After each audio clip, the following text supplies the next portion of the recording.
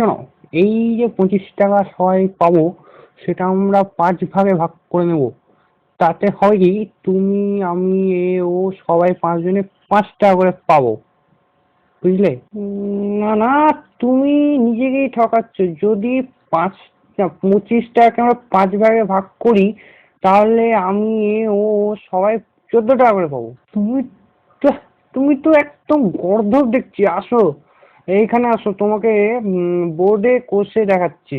দেখো, এই হলো 25, 25কে ভাগ করলাম 5 দিয়ে, হলো 5।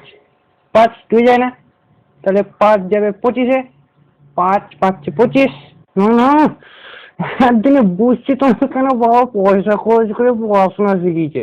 দেখো, 5, এই 25কে ভাগ করো 5 দিয়ে, 5 2 যায় না, 5 তো বাবা 5-এ যায়, তো 5 1-এ 5 বেঁচে থাকলো 5 0 আর 2 20। তো 5 20, 4 5 20, তো হলো না? হ্যাঁ, 25কে 5 ভাগে ভাগ করলাম 14 পেলাম।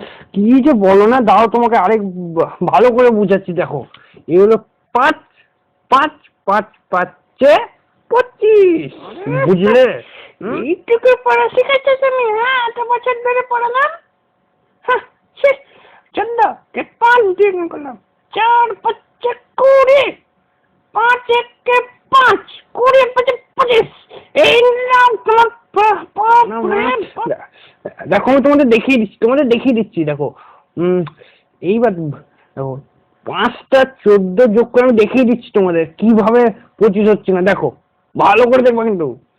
5টা 14 আমি যোগ করবো আর 25 হবে না। দেখো, 4 4 8 12 16 20 21 22 23 24 25 25।